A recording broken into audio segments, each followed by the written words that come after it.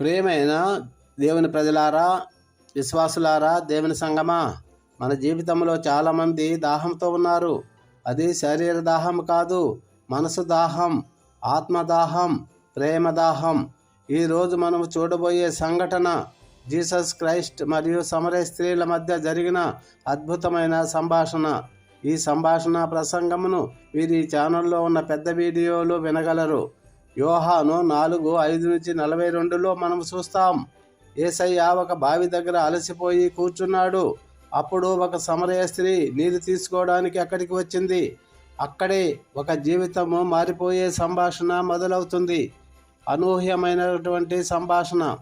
యూదులు మరియు సమరయులు సాధారణంగా మాట్లాడరు. కానీ యేసయ్య ఆమెతో ఇలా అన్నాడు, నాకు నీళ్ళు ఇవ్వమ్మా అని. ఆ స్త్రీ ఆశ్చర్యపోయింది. మీరు యూదుడై ఉండి నన్ను ఎలా అడుగుతున్నారు? కానీ యేసయ్య ఇలా అన్నాడు, దేవుని వరమేమిటో నీకు తెలిసి ఉంటే నన్ను అడిగేదానివి. నేను నీకు జీవజలం ఇచ్చేవాడిని. అంటే జీవజలం అంటే ఏమిటి ఇక్కడ? ఆ స్త్రీ ఇంకా అర్థం చేసుకోలేదు. ఆమె ఇలా అనుకుంది, ఈ బావిలోని నీళ్లు గురించే ఈయన మాట్లాడుతున్నాడేమో అని. కానీ యేసయ్య చెప్పినది వేరే విషయం. యేసయ్య ఇలా అన్నాడు, ఈ నీరు త్రాగినవాడు మళ్ళీ దాహపడతాడు, దప్పికొంటాడు. కానీ నేను ఇచ్చే నీరు తాగినవాడు ఎప్పటికీ దప్పికొనడు. మిత్రమా, ప్రపంచం మనకు చాలా వాటిని ఇస్తుంది.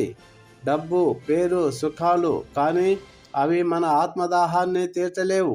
కానీ యేసయ్య ఇచ్చే జీవజలం మన హృదయాన్ని పూర్తిగా తృప్తిపరుస్తుంది. హల్లెలూయా చెప్పండి. మూడవది, యేసయ్య ఆమె జీవితాన్ని వెలుగులోనికి తెచ్చాడు. ఆ తర్వాత యేసయ్య ఆమెతో ఇలా అన్నాడు, నీ భర్తను పిలుచుకురామ్మా అని. ఆమె ఇలా చెప్పింది, నాకు భర్త లేడు. అప్పుడు యేసయ్య ఇలా అన్నాడు, నీవు చెప్పింది నిజమే. నీకు 5 మంది భర్తలు ఉన్నారు. ఇప్పుడు ఉన్నవాడు కూడా నీ భర్త కాదు. అనేటప్పటికీ ఆ స్త్రీ ఆశ్చర్యపోయింది. ఆమె గ్రహించింది ఏమిటంటే ఇతను ఒక సాధారణ మనిషి కాదు అని. ఆమె వెంటనే చెప్పింది, ప్రభు, మీరు ప్రవక్త అని నాకు తోచుచున్నది. మీరు నిజముగా ప్రవక్తే. అప్పుడు నిజమైన ఆరాధన ఏమిటి?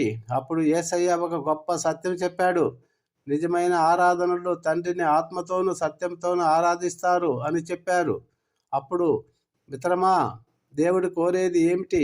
పెద్ద ఆలయాలు కాదు, పెద్ద కార్యక్రమాలు కాదు. దేవుడు కోరేది నిజమైన హృదయం. ఇలాంటి హృదయం నీకుందా? మెస్సయ్య ప్రకటింపు. ఆ స్త్రీ ఇలా చెప్పింది, మెస్సయ్య వస్తాడని మాకు తెలుసయ్యా అని. అప్పుడు యేసయ్య చెప్పిన మాట ఏంటి?